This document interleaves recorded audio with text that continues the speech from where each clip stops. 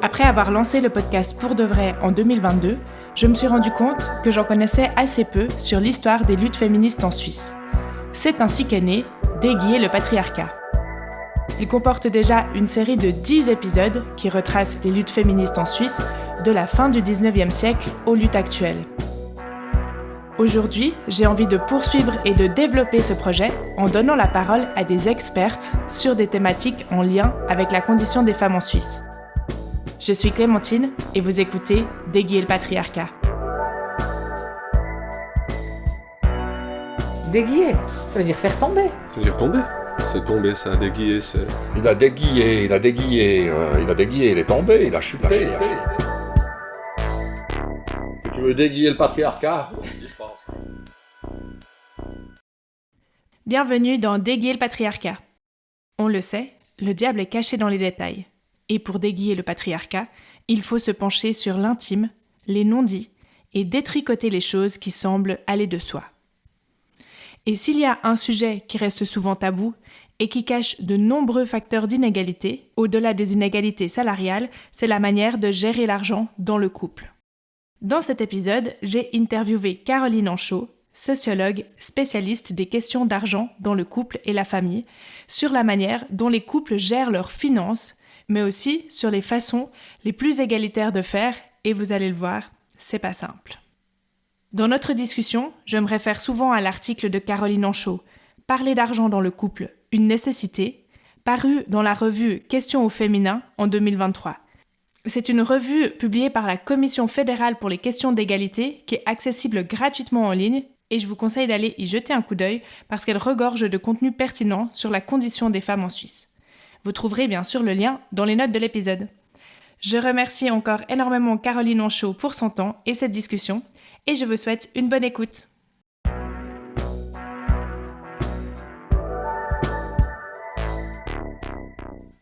Bonjour Caroline. Bonjour Clémentine. Merci beaucoup de m'accorder cette interview. Pour commencer, je vous propose de vous présenter. Oui, alors avec plaisir. Donc je m'appelle Caroline Anchaud, je suis sociologue de formation, professeure à la Haute École de Travail Social à Lausanne et je travaille surtout sur les questions d'argent. Et j'ai travaillé notamment sur l'argent au sein du couple, sur les jeunes et l'argent, sur le divorce et l'argent. Donc c'est vraiment une thématique qui guide tous mes travaux.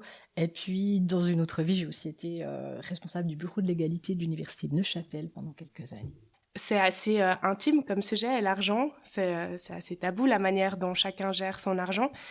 Comment est-ce que vous en êtes arrivé à travailler sur cette question, qui est aussi un peu au croisement entre les sciences sociales et l'économie, finalement, au prisme de la famille, du genre et plus spécifiquement du couple?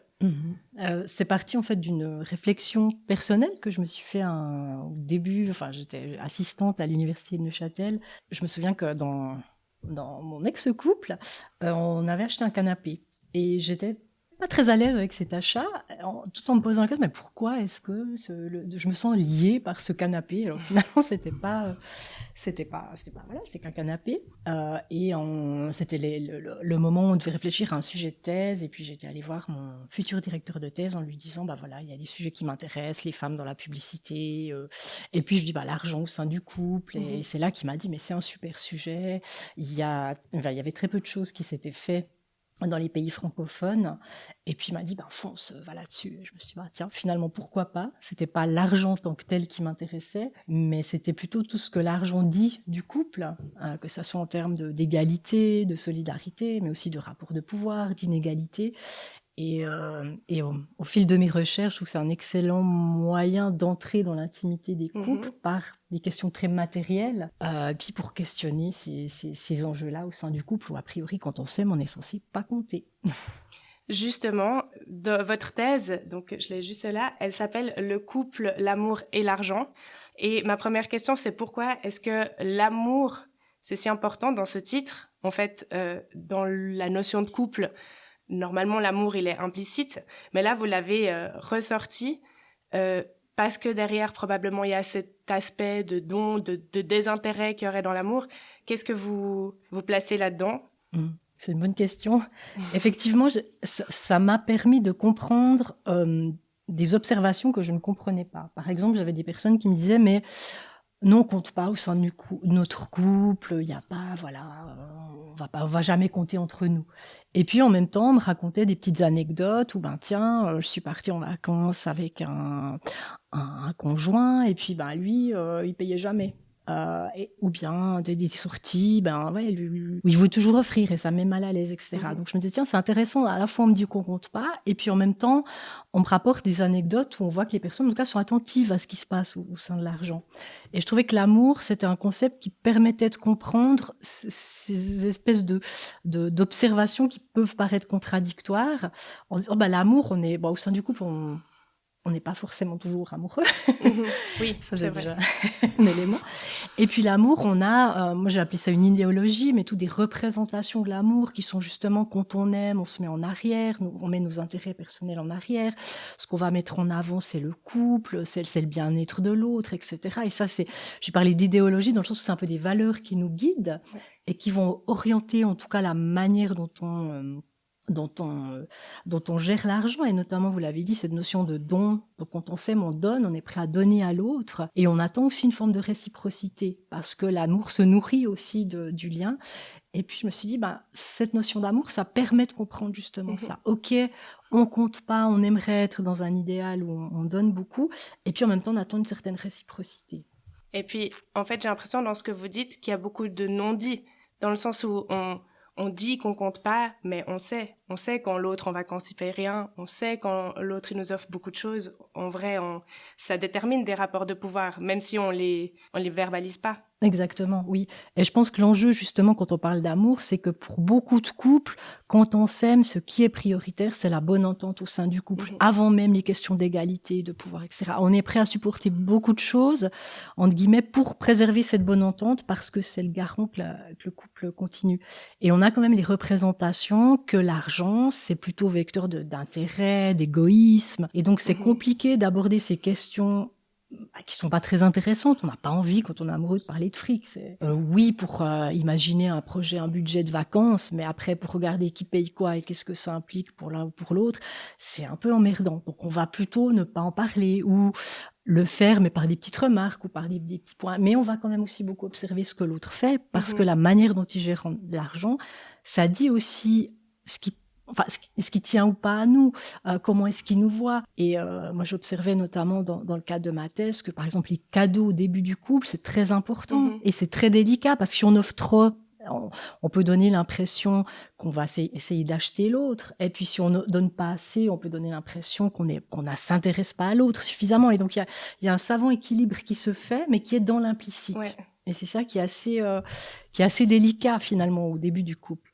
Justement, par rapport à ce début du couple, vous dites aussi que ces premières habitudes, elles vont cristalliser finalement la gestion financière qui aura après lieu dans le couple, et qui aura dans beaucoup de cas pas de discussion, de mise à plat sur voilà, moi je gagne tant, toi tu gagnes tant, on va payer comme ça. En fait, ce qu'on voit, c'est que quand le couple se construit, donc au début, on se rencontre, on va au restaurant, on n'a pas beaucoup de frais communs, on est plutôt dans un système de dons contre dons, et on voit qu'effectivement les discussions au sein liées à l'argent, elles sont pas très fréquentes. Et on reste un peu dans un implicite. Et puis après, on commence si on prend un modèle, un peu une trajectoire de couple qu'on retrouve communément, après on vit ensemble, si tout se passe bien.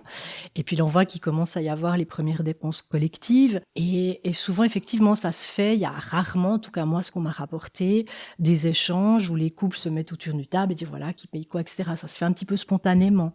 Mais ça relève un peu de ce qu'on a déjà mis en place, par exemple en vacances, où on a eu les premiers frais communs, et puis là, on continue un peu de manière plus ou moins implicite. Même si, là, il faut quand même dire qu'il y a des différences peut-être entre les générations. On voit que les plus jeunes sont plus sensibles aux questions d'égalité. Et donc, maintenant aussi, il y a un certain nombre de recherches sur ces questions d'argent au sein du couple qui se sont diffusées. Donc, on voit que ça devient un sujet de discussion. Mais en tout cas, à l'époque de ma thèse, c'était peu un sujet qui se traitait frontalement, on va dire, au sein du couple. Et puis après, effectivement, ça reste un peu dans l'implicite, et des arrangements alors se transforment. Après, on voit l'arrivée des enfants, qui est quand même un grand changement aussi au sein du couple. Ouais. Souvent, les femmes baissent leur taux d'activité. Il y a d'autres questions qui se posent. Ouais. Peut-être je fais juste un petit détour par la méthode que vous avez utilisé pour ce livre et puis pour, en général, je pense, dans les recherches que vous faites, parce que vous parlez du fait que vous avez interrogé des couples, donc vous fonctionnez par entretien, c'est Oui, ça? tout à fait. Mhm. Et vous avez fait à peu près combien d'entretiens pour cette thèse ou... Alors pour la thèse, il y en avait à peu près 60. Pour la thèse que j'avais fait, c'était des coups où je rencontrais les deux conjoints séparément. Donc c'est des couples hétérosexuels. Je les rencontrais séparément et puis on faisait un dernier entretien ensemble. Et puis l'idée, c'était de voir, parce qu'il y avait je m'étais beaucoup basée sur un travail qui avait rien à voir, qui était sur le linge sale, et en fait d'un sociologue qui s'appelle Jean-Claude Kaufmann. Et il y avait vraiment des passages où on pouvait quasiment remplacer le terme linge sale par argent, et ça semblait assez bien fonctionner. Donc de cette idée de dire que c'est très individualisé, et puis à un moment au sein du couple, on commence à laver son linge sale ensemble. Et j'étais partie de cette hypothèse, je me dis tiens, mais peut-être que c'est la même chose pour l'argent. C'est très individualisé, puis après on commence à mettre en commun. Et lui, ce qu'il disait, c'est que les personnes, quand ils faisaient les entretiens en couple, elles n'avaient pas forcément le même discours que quand ils les voyaient seuls. Et qu'il y avait un peu un espèce de discours conjugal qui n'était pas tout à fait le même que ce qui était révélé quand les personnes faisaient l'entretien seul. Et je me suis dit, tiens, est-ce que c'est la même chose pour l'argent ? Moi, au contraire, je voyais pas forcément de discours conjugal parce que les personnes restaient très congruentes avec ce qu'elles m'avaient dit en entretien individuel. Mais par contre, ça posait pas. Alors, je les confrontais pas, jamais, les couples. Mais parfois, je reposais des questions que j'avais posées en entretien individuel parce que j'avais eu des réponses différentes. Ouais. Et je m'étais dit, tiens, est-ce que là, quand j'ai les deux personnes ensemble, est-ce qu'elles vont me dire la même chose ? Et non, elles restaient sur ce qu'elles m'avaient dit, donc elles étaient très cohérentes. Mais par contre, elles se rendaient compte, et parfois pour la première fois, que leur partenaire n'avait pas forcément le même point de vue. Et là, ça pouvait parfois créer des petites tensions, parce que, et on n'a pas forcément envie d'en discuter quand il y a une enquêtrice qui est là. Oui, c'est clair. Après, à la maison, ça promet des petites explications. Alors, j'espère avoir pas suscité trop de disputes. Vous parlez aussi beaucoup du genre, en disant que l'argent n'a pas la même signification qu'on soit un homme ou une femme. Et vous dites aussi que l'argent et la relation qu'on a avec produit du genre. Alors, je crois que l'expression, c'est doing gender. C'est pas de vous, mais c'est quelque chose qui a été constaté. Est-ce que vous pouvez en dire quelques mots ? Alors, ce qu'on voit que le rapport à l'argent, historiquement, on n'a pas le même que l'on soit homme ou que l'on soit femme. Ce qu'on voit, c'est clairement que l'accès à l'argent des femmes avec un modèle plus traditionnel, elle passait par le mari, donc les femmes étaient dépendantes pour un certain nombre d'entre elles, de loin pas toutes, mais dépendantes en tout cas pour une bonne partie de leur bien-être, on va dire, de leur mari, du niveau de revenu de leur mari, mais aussi de leur bonne volonté de partager leur revenu ou pas, ce qui n'était pas toujours évident. Et donc, ce qu'on voit, c'est que l'argent, maintenant, pour les femmes, il est encore très connoté, très rattaché à l'indépendance. Et pour les femmes, l'accès à l'argent, il y a cette notion d'indépendance et elles vont aussi l'utiliser, le mobiliser avec ce souci-là en tête. Ou chez les jeunes générations, dire l'argent, c'est l'indépendance. Donc, il faut garder cet accès à l'argent. C'est quelque chose qui est important. La question de l'égalité aussi est centrale. Et puis, par contre, pour les hommes, ce qu'on voit, c'est qu'ils ont un peu plus, je dis de loin, pas tous les hommes, mais ils donnent peut-être plus de signification à l'argent en termes de pouvoir, de statut social. Avoir de l'argent, ça représente le pouvoir, ça représente leur statut social. On peut aussi le rattacher à un rôle historique des hommes qui était celui de pourvoyeur principal des revenus, qui est encore largement le cas actuellement. Et cette idée de dire un bon père, un bon chef de famille, entre guillemets, comme on disait à l'époque, c'est celui qui s'assure du bien-être de sa famille, donc qui a des bons revenus, en tout cas qui soigne bien sa famille au niveau financier, alors que la femme soignait plutôt les enfants au niveau du care, donc du soin plutôt immatériel. Et voilà, en tout cas, ces significations qu'on accorde à l'argent qui jouent aussi au sein du couple. J'ai oublié la deuxième partie de la question. Non, c'était ça, sur le fait que l'argent produit il fait du genre. Ouais. Alors là, effectivement, le terme de doing gender, c'est un terme de chercheuse américaine qui s'appelle Wested Zimmerman, et qui était de dire que, en gros, on produit du genre, donc du féminin et du masculin, aussi dans le fait par exemple, de prendre en charge les tâches ménagères, parce qu'en prenant les tâches ménagères, par exemple, on s'inscrit en tant que bonne épouse, bonne conjointe, qui prend soin du foyer, etc. Et puis, on voit aussi qu'avec l'argent, on peut retrouver ça. On voit par exemple que les femmes, elles vont par exemple dédier une partie beaucoup plus importante de leur revenu proportionnellement aux dépenses liées aux enfants. que les hommes. Donc il y a cette idée de prendre soin des enfants, par exemple, pour les femmes, ça passe aussi par l'usage de l'argent. Vous dites que si elles ont de l'argent à elles vont l'utiliser plus facilement pour leurs enfants que pour elles-mêmes directement par rapport à un homme. Alors ce qu'on voit, c'est que effectivement, proportionnellement à ce qu'elles gagnent, une plus grande part va pour le bien des enfants, pour les dépenses des enfants que les hommes. Et vous parlez aussi, là je me réfère plutôt à l'article de questions au féminin, je mettrai bien sûr les liens dans la description du podcast. Vous analysez aussi ça avec 2 angles d'analyse, donc l'accès à l'argent du ménage par les femmes ou par les hommes, et en fait la capacité à en tirer parti. Et vous dites que finalement, gagner de l'argent, comme vous l'avez dit, c'est souvent associé à un privilège, c'est celui de le contrôler. Et en fait, dans les couples où les femmes ont accès à l'argent que l'homme gagne, mais qui est censé être collectivisé, en fait, elles le contrôlent un peu moins. Il appartient un peu moins à la personne qui l'a pas gagné. Oui, c'est vrai, ma question. Oui. Non, en fait, c'était ce qu'on observe dans les entretiens, c'est qu'effectivement, beaucoup de personnes disent l'argent, il est commun. On le met en commun. Après, ça veut dire beaucoup de choses, mettre l'argent en commun. Ça veut pas forcément dire que les femmes ont directement accès au compte en banque de leur conjoint. Ça peut être, ils lui donnent une partie, etc. Mais enfin, ce qu'on observe aussi, et c'est pas que des observations suisses, ça s'est fait en Suède, ça s'est fait dans d'autres pays, que les femmes se sentent moins à l'aise, par exemple, d'utiliser un revenu qui est pas le leur, qui est celui de leur conjoint. Et on voit qu'il y a pas forcément un homme qui n'utilise pas mon argent, mais on voit que les femmes, par exemple, s'autocensurent parce qu'elles se sentent moins légitimes d'utiliser cet argent. Un autre élément qu'on voit aussi, c'est qu'effectivement, ça donne un peu plus droit à de l'argent de poche. Et dans des discours, on disait, il gagne plus que moi, c'est normal qu'il se fasse un peu plaisir, ou bien qu'il puisse se détendre un peu, et souvent, c'est lié avec des dépenses. Donc, il y a ça. Et puis, parfois, il y a aussi effectivement quand il y a une dépense, et puis qu'il faut décider est-ce qu'on fait cette dépense ou pas, le fait de gagner un peu plus, ça donne un peu plus de poids dans la négociation. Et c'est pas forcément un pouvoir qui est revendiqué, mais qui est accordé aussi. Ouais. Et qui est aussi lié au fait qu'on accorde plus de valeur dans notre société à l'argent qu'aux tâches domestiques et familiales qui sont tout aussi importantes pour le bien-être d'une famille. Et donc, c'est pas seulement qu'une affaire d'individu, de genre, mais on voit qu'il y a tout un héritage de société qu'on a encore. On est porteur de cet héritage. Et qu'on reproduit. Voilà. Ouais. Vous dites aussi que les femmes gèrent souvent les difficultés financières, donc dans les couples qui sont plus pauvres, c'est les femmes qui gèrent les difficultés financières et qui doivent trouver un moyen de faire pour que ça tourne. Dans les couples de catégorie plus aisée, c'est les hommes qui gèrent les finances.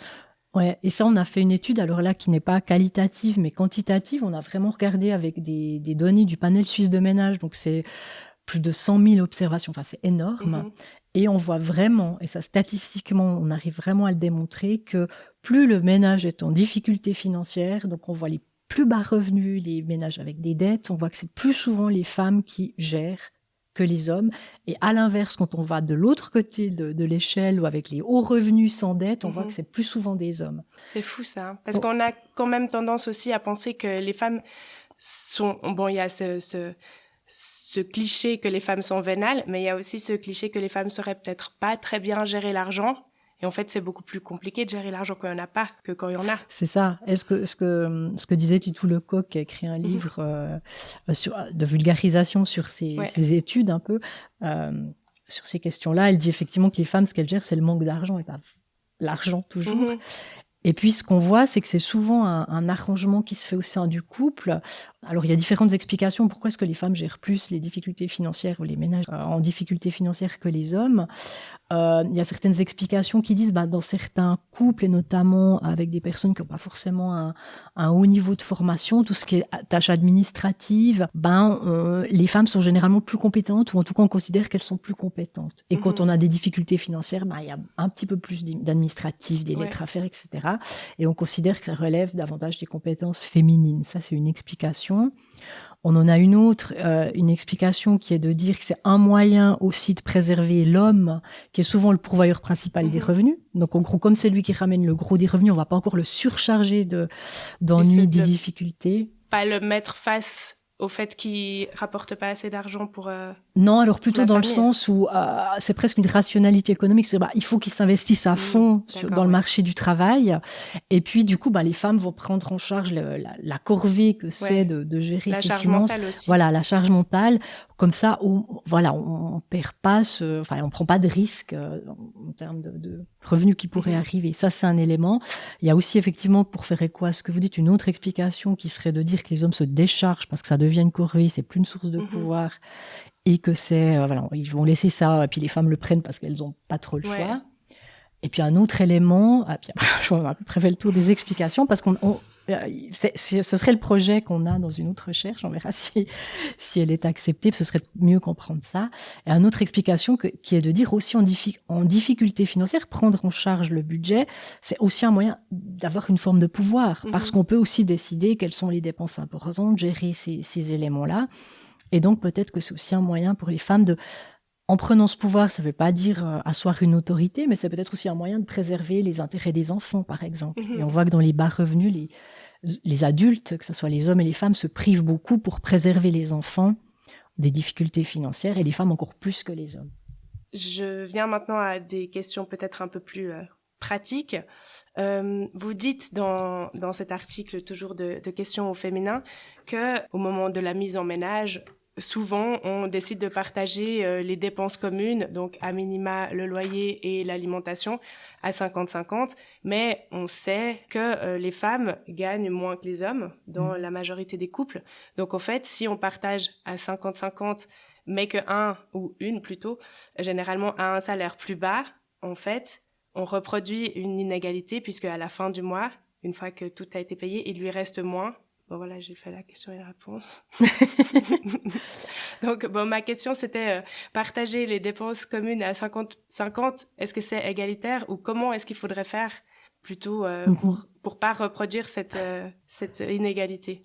En fait, vous posez une bonne question, c'est que le problème avec la norme d'égalité qui est présente dans tous les couples, il n'y a pas un couple que j'ai rencontré qui dit non, on est inégalitaire ou on veut une relation inégalitaire. Donc tout le monde se prévaut de cette norme qui est vraiment centrale maintenant au sein des couples. Par contre, effectivement, ce qu'on observe, c'est que comment est-ce qu'elle s'applique cette norme ? Et souvent, comme vous l'avez dit, quand les couples se mettent en ménage commun, ce qu'ils décident, c'est on va partager les dépenses communes. Et souvent, comme vous l'avez dit, il y a le loyer, il y a l'alimentation, c'est souvent un peu les dépenses de base. Et puis le modèle où on dit égalité, ok, c'est sympa, on partage moitié-moitié. C'est une forme d'égalité, mais ce qu'on voit, c'est que quand vous avez les deux le même salaire, effectivement, c'est le cas. Par contre, on a beaucoup de couples où les femmes gagnent moins que les hommes, et vous l'avez dit, c'est parce qu'il y a des inégalités salariales, des discriminations salariales, aussi parce que quand on est dans un couple hétérosexuel, on a tendance à se mettre avec un homme un peu plus âgé que nous, donc souvent plus avancé dans sa carrière, donc a forcément, a priori, un revenu plus élevé. Et donc, quand on fait ce partage, effectivement, à la fin, il restera plus d'argent à celui qui gagne plus qu'à celle qui gagne moins. Donc, on fait que reproduire ces inégalités. Ouais. Et ce qu'on voit, c'est que cet argent qui reste, souvent, il est dépensé pour les dépenses personnelles. Donc, ça veut dire qu'a priori, les femmes, elles ont un petit peu moins de dépenses personnelles que les hommes. C'est pour l'épargne. C'est pour la prévoyance. Donc, c'est tous ces éléments-là qui font que finalement, les femmes sont un petit peu moins à l'aise par rapport à ça et un peu plus dépendantes de leur conjoint parce que quand il y a des grosses dépenses, elles peuvent pas les prendre sur leur argent personnel puisqu'il leur en reste moins. Ouais. Donc, elles sont plus dépendantes d'un partenaire en lui disant est-ce que tu es OK ou pas avec ces dépenses. De nouveau, on retrouve un peu ces rapports de pouvoir qui se... Et ça se répercute même sur toute la vie, j'ai l'impression, parce que si le salaire est plus bas, on cotise moins pour la retraite. Et s'il nous reste moins d'épargne, on cotise moins pour la retraite aussi. Et on crée une inégalité qui va pas se résorber, qui va même se creuser, en fait, tout au long de la vie. En admettant qu'en plus, il est possible qu'il y ait une séparation. À la fin, On creuse l'inégalité et ça me fait penser, vous avez parlé juste avant de Titu Lecoq. Alors, je sais pas si c'est quelque chose qui s'observe aussi ou bien que vous avez étudié, peut-être pas, mais elle parle dans son livre, je crois que c'est justement Le couple et l'argent, du fait que les hommes, enfin les garçons partent plus tard de chez leurs parents et que donc dans les premières années de la vie professionnelle, en fait, ils économisent beaucoup d'argent, alors que les filles, vu qu'elles se mettent souvent en couple avec quelqu'un d'un peu plus âgé qui a potentiellement déjà son appartement, elles vont partir tôt et dépenser de l'argent dans un loyer, dans la vie commune, etc. Et elles arrivent avec déjà moins d'épargne, en fait, dans le couple. Je ne sais pas si c'est quelque chose que vous observez aussi. Oui, tout à fait. On voit clairement que les filles partent plus. On avait fait un article avec Boris Verny là-dessus. On voit effectivement que les filles partent beaucoup plus tôt du foyer parental que les hommes. Et effectivement, elles entrent en couple plus tôt. Et comme vous l'avez dit, il y a une partie, elles n'ont pas ce petit paquet d'épargne à disposition. Et effectivement, quand on se met en ménage, on a des dépenses. Donc l'argent part aussi dans des dépenses là. Et ce qu'on voit aussi dans les études, et là c'est aussi valable en France ou ailleurs, c'est que souvent les femmes, elles vont plutôt utiliser, même s'il y a un partage des dépenses plus ou moins égalitaire, elles vont plutôt utiliser leur argent pour des dépenses courantes de la vie quotidienne. Donc ça va être l'alimentation, ça va être des choses comme ça, alors que les hommes qui ont un plus gros revenu, ils vont prendre en charge les dépenses plus importantes, la télévision, je sais pas, une voiture, etc. Et effectivement, quand il y a séparation, chacun va repartir avec ce qu'il a payé. Généralement, ça se fait comme ça. Et d'un côté, vous avez quelqu'un qui a acheté des biens matériels, donc il peut repartir avec. Et de l'autre côté, vous avez une compagne qui a payé pour des choses qui ne sont pas visibles. Et des consommables. Voilà, exactement.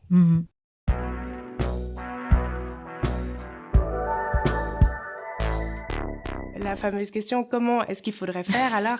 Est-ce qu'on prône l'égalité ou l'équité? Déjà, c'est pas exactement la même chose. Est-ce que quand la femme a un salaire plus bas, enfin la femme ou une des parties du couple, mais généralement la femme, est-ce qu'elle devrait payer au prorata pour les dépenses communes? Après, ça nécessite... Enfin, ça peut aller très loin en se disant mais tu cotises plus pour la retraite, mais toi tu payes plus d'impôts. Enfin, on peut s'imaginer aller très loin si on veut être parfaitement équitable. Quelle est la manière la plus optimale? Est-ce qu'il y en a une? Bonne question. Le prorata, donc c'est comme vous l'avez dit, c'est en fonction de ses revenus. Donc si quelqu'un gagne 2 fois plus que son conjoint, a priori on s'attendrait à ce qu'il paye 2 fois plus de dépenses communes que l'autre, mais ça ne change pas complètement la donne parce que, je sais pas, pour donner un exemple, admettons vous gagnez 100, enfin vous gagnez 50 par mois, votre conjoint 100, et vous avez 50 francs de dépenses collectives. Si vous faites moitié-moitié, comme on l'a dit, chacun paye 25, à votre conjoint il reste 75, à vous il vous reste 25. Là on a vu que c'était pas très égalitaire, en tout cas avec ce qui reste. Si on fait au prorata, il gagne 2 fois plus que vous. Si 100, faut qu'on paye 50. Ouais, voilà, donc vous devez payer 50, donc ça veut dire que lui paierait 40. Enfin, d'après mes calculs, je me suis trompée. Ça ferait à peu près 35, et puis vous 15. Oui, c'est ça, exactement. Ouais. Donc au prorata, ça veut dire que vous payeriez 35, et lui, on reprend. Décidément, ça va être... J'aurais pas dû me lancer dans ces calculs, ça me semblait clair. Non, mais alors, si on paye... Au prorata. Donc, au prorata, qui est le modèle équitable, il gagne 100, ça veut dire que vous avez 50 de dépenses collectives, vous gagnez 50, lui, il gagne 100. Donc, au prorata, il gagne 2 fois plus que vous, donc il va payer 2 fois plus de charges collectives. Donc, ça veut dire qu'il va payer 35 de charges collectives et vous 15. 100 moins 35, vous arrivez à 65. Et vous, 50 moins 15, vous arrivez à 35. Ouais, donc on voit que on arrive encore, même si ça réduit un petit peu les inégalités, avec ce qui reste comme argent, vous avez encore moins, un petit peu moins à disposition que lui. Certains couples privilégient de dire, OK, on va pas appliquer la norme égalité aux dépenses communes, mais à l'argent qui nous reste à la fin. Et c'est de dire, OK, on garde les deux la même somme, entre guillemets, d'argent de poche. Donc on met tout ensemble. Voilà. Et puis on se dit, on se met 50 chacun. Voilà. Et puis ça, chacun au moins a la même somme d'argent de poche.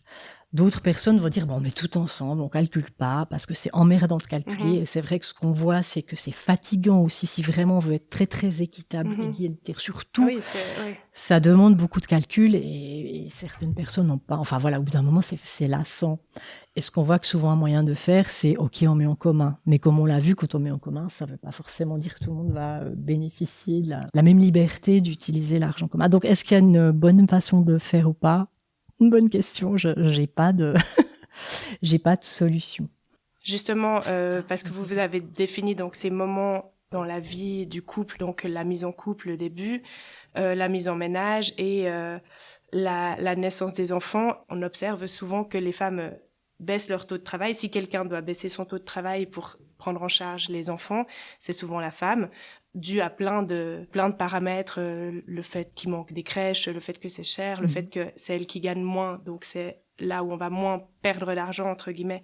Mais ça invisibilise en quelque sorte dans l'argent qui reste pour le couple, le travail ménager.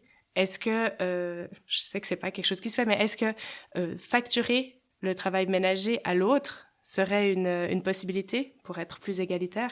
Je me souviens d'avoir rencontré un couple qui parlait de faire ça.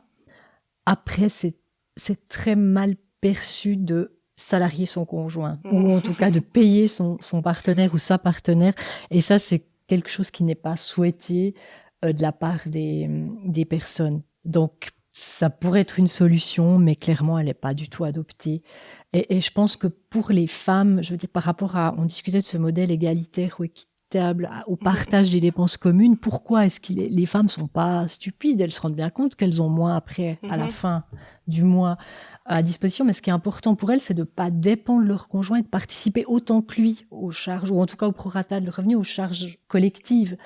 Donc, elles le font, entre guillemets, au détriment de leur argent personnel. Mais c'est aussi un enjeu que de dire je participe autant que lui, donc j'ai autant de mon mot à dire que lui sur les dépenses collectives, et c'est accepté. Le problème, c'est plutôt les inégalités salariales, ou le fait, comme vous l'avez dit, que les crèches sont chères, et que quand les couples font le calcul, combien coûte un enfant de le placer à la crèche, bah souvent on va le déduire du revenu des femmes, en disant mais ça sert presque à rien que tu travailles parce que ça te coûterait... Bon, souvent on ne prend pas en compte qu'elle ne cotise plus pour sa retraite. Enfin, ça c'est des choses, on va dire, la crèche coûte 1000 francs, toi tu gagnes 1000 francs, le calcul est vite fait, sans prendre en compte que elle cotisait pour sa retraite. Il y a d'autres paramètres qui sont souvent un peu occultés. Ouais. Et des paramètres structurels aussi. Il y a beaucoup des études, quand vous regardez le nombre de jeunes hommes qui aimeraient travailler à temps partiel, et après la capacité de le faire sur le marché du travail, on voit, on est encore dans ce modèle justement qu'un homme, père de famille, travaille à 100%. Et on a aussi des échos d'hommes qui nous disent mais c'est compliqué, on ne peut pas accéder à ces temps partiels, même si en Suisse on est un pays où il y a beaucoup de temps partiels, féminin mais aussi masculin, mais ça reste quand même quelque chose d'extrêmement compliqué à mettre en place. Et on voit que même si le couple est plein de bonne volonté ou aimerait un partage plus équitable de l'éducation des enfants, des tâches domestiques, on voit qu'il y a aussi des barrières structurelles qui sont très très lourdes à franchir. Ça rejoint un peu ma question suivante. Qu'est-ce qu'on pourrait mettre en place à l'échelle collective pour éviter que ces inégalités ne perdurent à l'avenir? Je crois que vous avez raison de soulever que c'est pas qu'une question de bonne volonté individuelle ou conjugale. Et on voit clairement qu'il y a d'autres facteurs. Les inégalités salariales font quand même qu'on est toujours dans un modèle, même si elles existent encore. Un autre facteur, je crois clairement, c'est le coût des crèches. Moi, j'ai fait un moment au Québec où une place de crèche, c'était $7 par jour. C'est à peu près 7 francs suisses par jour, une place de la journée. 2 fois plus minimum, je crois. Ouais. Exactement. Donc, il y a tout un ensemble d'éléments qui font... Et on a aussi, ce qu'il faut peut-être aussi tenir compte, c'est de notre temps de travail rémunéré. Un plein temps, c'est 41h30, mais dans d'autres pays, c'est 35 heures, c'est 38 heures, ce qui permet aussi plus de faciliter la conciliation vie professionnelle, vie familiale, parce qu'on voit vraiment quand même que c'est l'arrivée des enfants qui en tout cas, crée ces déséquilibres de revenus au sein du couple, parce que la majorité, par choix aussi, mais parfois aussi par contrainte doivent réduire un taux d'activité, et ben, c'est souvent, comme je l'avais dit, les femmes qui vont le faire. Et donc là, il y a quand même, on a une politique familiale qui est très libérale, qui est très peu interventionniste par rapport à d'autres pays. Donc là, il y a aussi un certain nombre de choses auxquelles il faudrait réfléchir. Ouais. Il y a quand même aussi cette idée qui reste malgré tout que une bonne mère s'occupe de ses enfants. Enfin, un père qui, il y avait d'ailleurs il y a pas très longtemps un article, je crois, dans le journal d'un papa qui a arrêté de travailler pour s'occuper de ses enfants, et manifestement c'est la maman qui travaille, et c'est toujours quand même un peu mal. Ça change, mais il y a quand même cette idée que une bonne maman s'occupe de ses enfants. Ouais, c'est ça, où effectivement, il y a le modèle, on entend, je ne fais pas des enfants pour les mettre à la crèche. On entend ça. On entend aussi effectivement un collègue qui a travaillé longtemps à 50% pour s'occuper de ses enfants, mais effectivement le mec un peu flemmard, ou finalement qui a trouvé des moyens de faire autrement. Et c'est dur de lutter aussi contre ces préjugés. Donc effectivement, il y a tous des modèles ou des représentations qu'on a. Cependant, on voit qu'il y a un certain nombre de pays où être une bonne mère, ça ne veut pas forcément dire diminuer son taux d'activité. Mais je pense on est aussi dans un contexte, comme on l'a dit, où les horaires de travail sont très longs. Enfin, je veux dire, c'est compliqué de vous organiser. C'est peut-être, si on était à 35 heures, c'est à l'équivalent d'un 80% en Suisse. Donc, finalement, il y aurait toute une discussion d'ensemble à avoir. Il y a énormément d'heures de garde qui sont assurées par les grands-parents.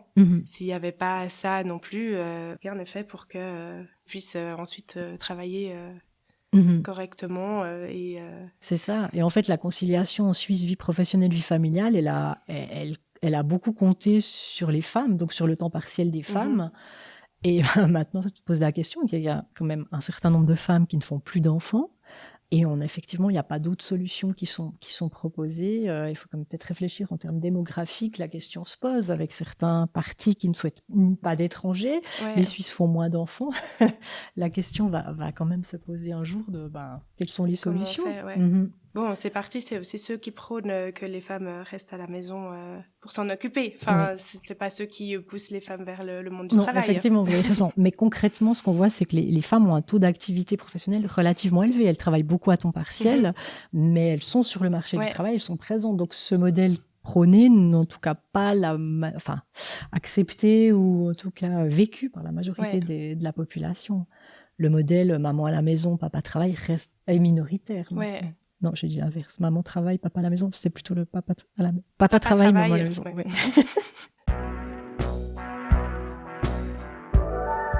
Tout à la fin de votre article dans la revue Questions au féminin, vous parlez aussi des couples de même sexe et du fait que du coup ça rebat les cartes, on va dire, de la gestion de l'argent, puisqu'il n'y a pas toutes ces présupposés qui pèsent sur les couples. Ça ouvre de nouvelles perspectives. Est-ce que vous pouvez dire quelques mots là-dessus ? Alors, je vais essayer, parce que c'est une recherche qui est en cours. Effectivement, là, quand on étudie la question de l'argent au sein du couple, la majorité des études sont faites auprès de couples hétérosexuels. Et effectivement, la norme de genre est centrale. En gros, on voit qu'il y a des modèles, des scripts sur la manière de fonctionner en couple en termes d'argent qu'on retrouve dans beaucoup de pays occidentaux, en tout cas.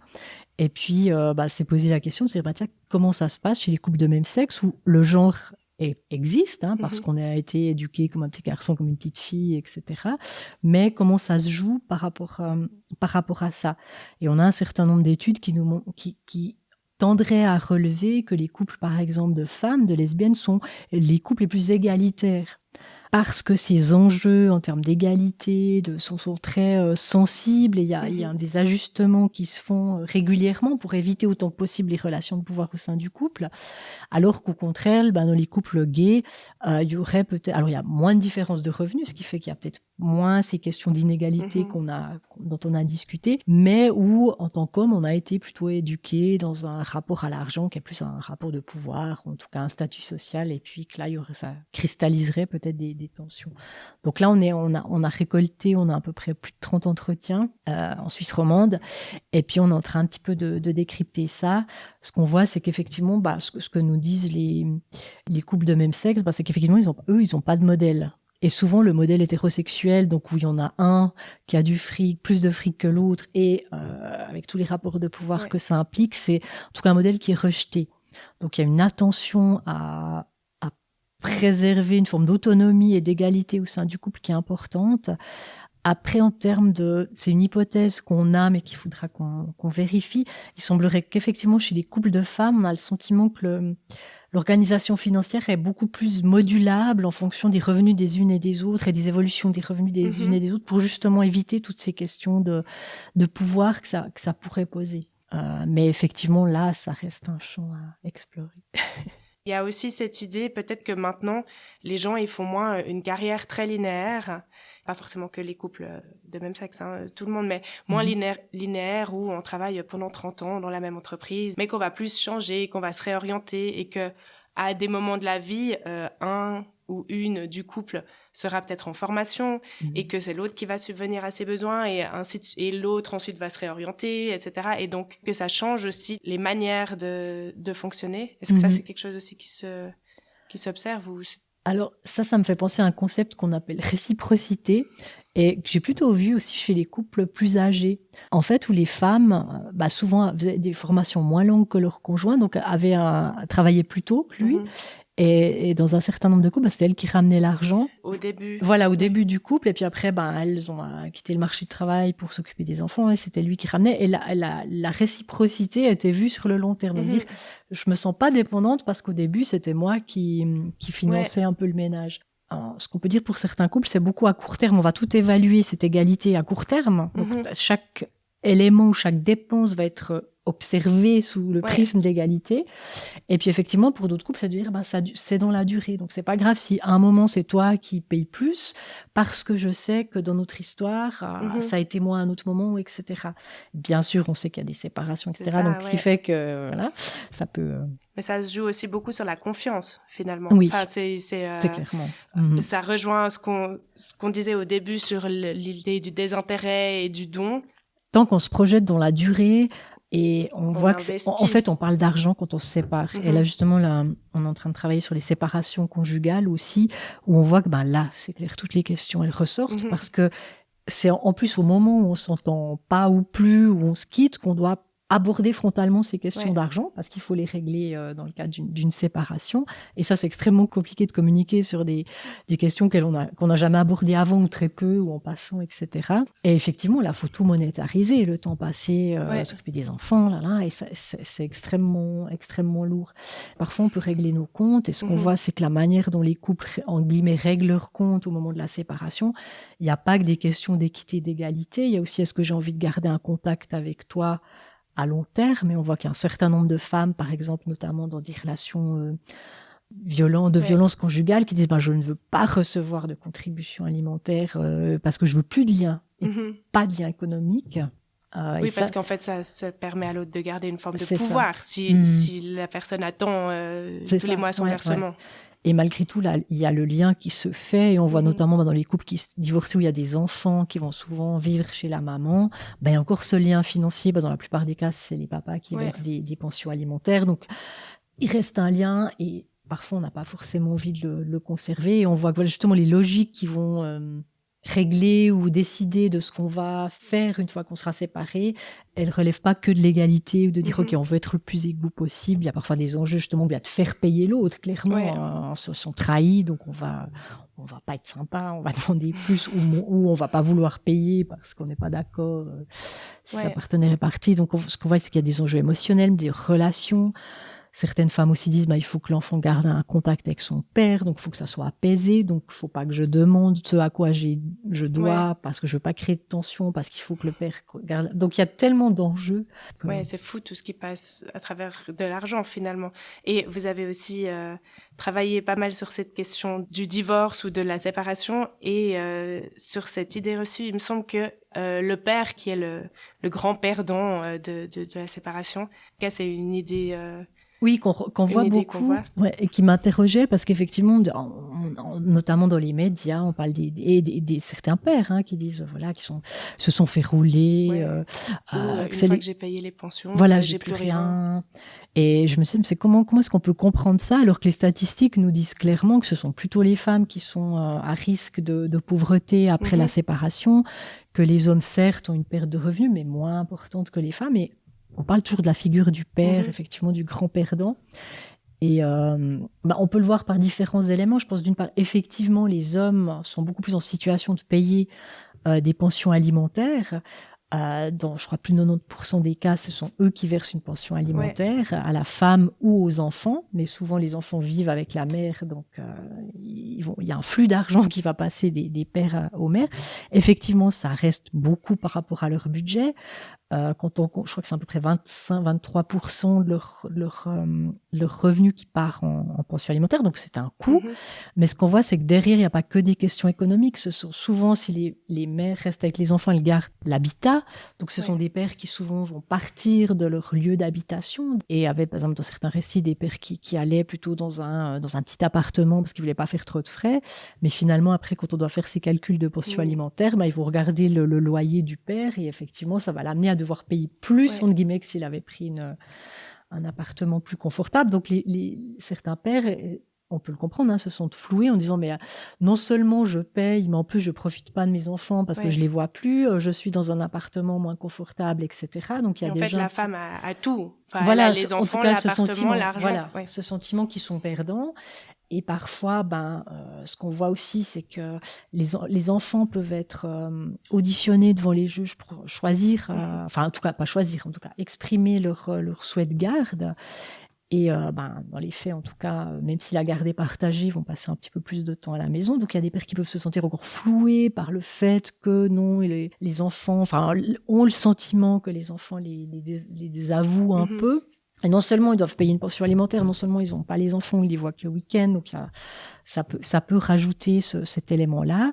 Et pour rajouter encore une couche, c'est que souvent les pensions alimentaires, même si elles pèsent beaucoup dans le budget des hommes, souvent elles ne couvrent pas toutes les dépenses des enfants, notamment les dépenses exceptionnelles, etc., qui peuvent arriver.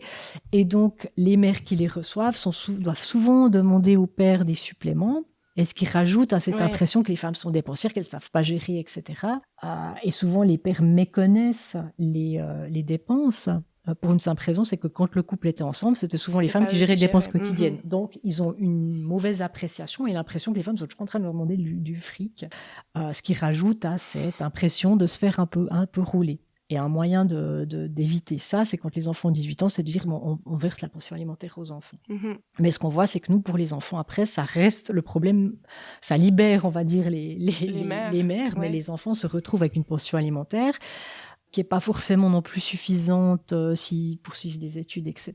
Ils sont en charge de parfois demander. Alors, c'est eux qui du coup se retrouvent en position de devoir demander au père de l'argent supplémentaire, etc., avec les conditions qui sont parfois associées au fait de verser une pension alimentaire, ce qui est lourd, ce qui pèse lourd sur le budget des pères, puis qui vont dire il faut que tu réussisses à l'école, il faut que tu finisses vite tes études. Enfin, il peut y avoir beaucoup d'enjeux derrière, de pression.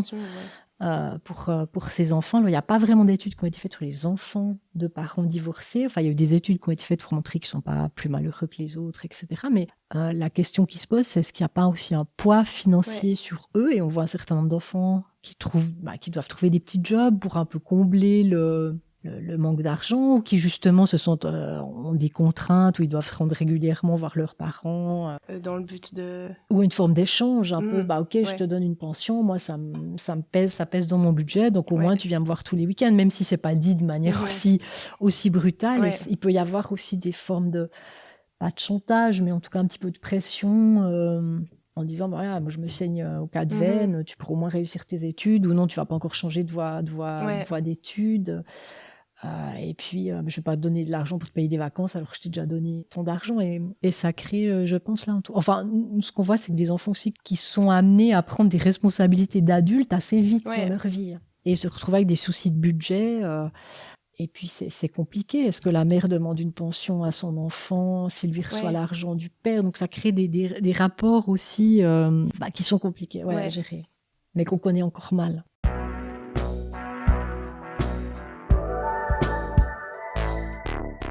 J'avais encore quelques questions sur une étude récente que vous avez faite.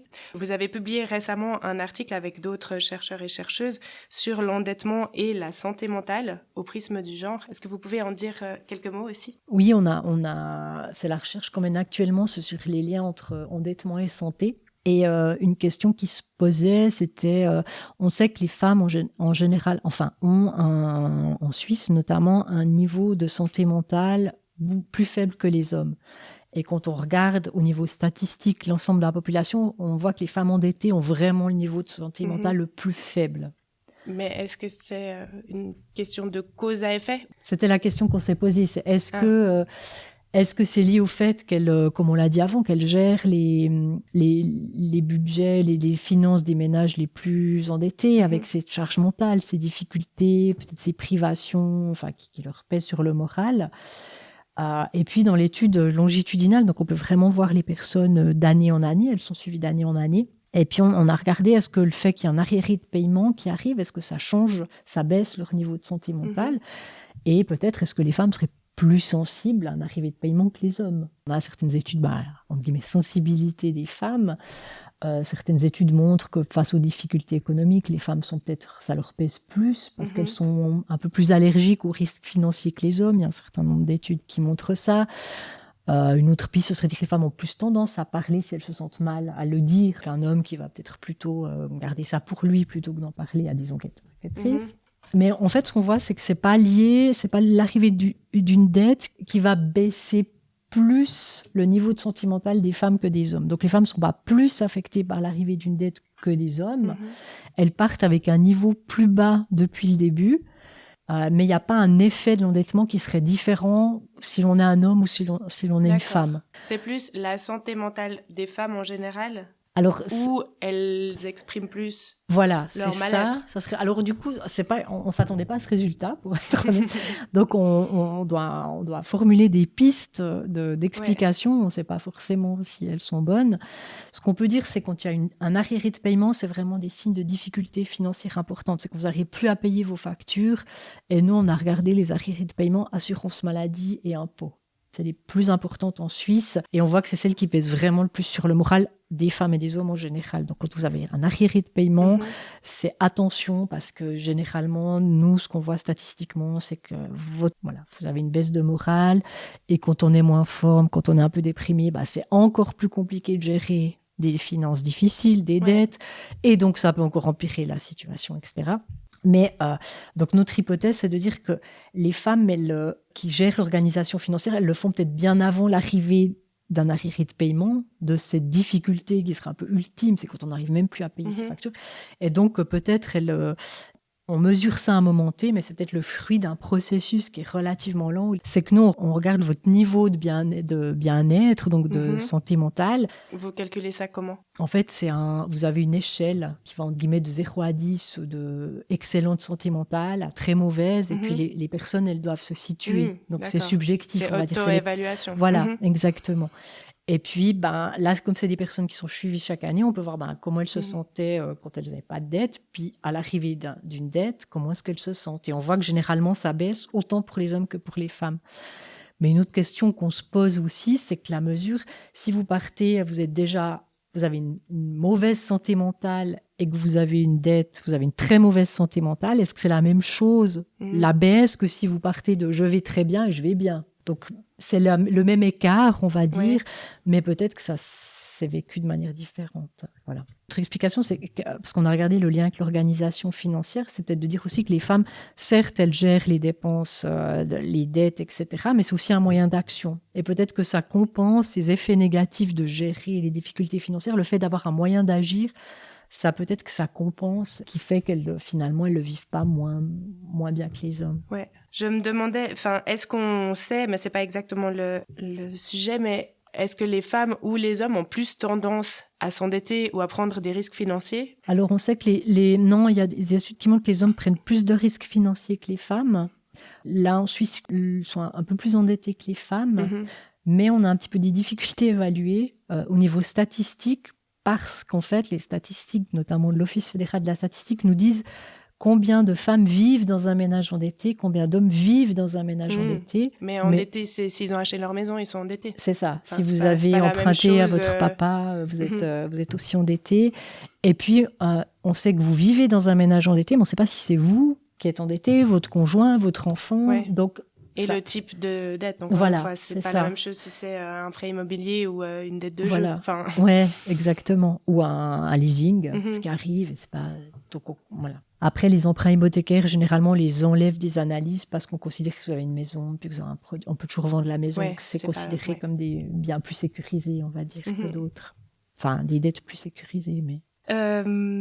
Moi, j'arrive gentiment à la fin de mes questions. Je sais pas s'il y a une thématique qu'on n'a pas abordée. Non, que je crois que vous c'était bien aimeriez, complet. Merci ok. beaucoup. Bon, on n'est pas exactement plus avancé sur comment est-ce qu'il faut faire en pratique dans son couple, mais au moins ça ouvre pas mal de pistes de réflexion, donc c'est chouette, c'est vraiment intéressant comme sujet. Et merci beaucoup pour cette interview. Mais je vous en prie. Et si jamais il y a un petit guide qui a été coécrit par des collègues québécoises, Delphine Lobet et Hélène Bello, justement sur le couple et l'argent, qui propose une série de questions, d'interrogations. Alors, c'est plutôt lié à la réalité québécoise, mais Ouais. voilà, si jamais, je vous donnerai les Alors coordonnées. volontiers, ouais, comme ça je le mettrai aussi dans Mhm. dans la description pour les auditorices. Merci. Merci beaucoup d'avoir écouté cet épisode jusqu'au bout. Deggy et le patriarcat prend une pause pendant l'été, mais n'hésitez pas à suivre le compte du podcast sur Instagram pour avoir toutes les actus. À bientôt!